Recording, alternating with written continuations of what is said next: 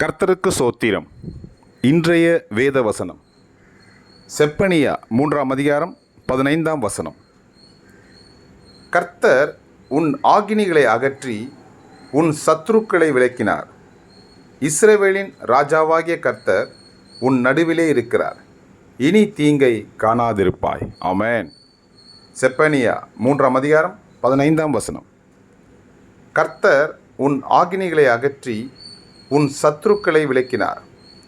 இஸ்ரவேலின் ராஜாவாகிய கர்த்தர் உன் நடுவிலே இருக்கிறார். இனி தீங்கை காணாதிருப்பாய். ஆமென். கர்த்தர் உங்களை ஆசீர்வதிப்பாராக, உங்களோடு கூட இருப்பாராக. ஆமென்.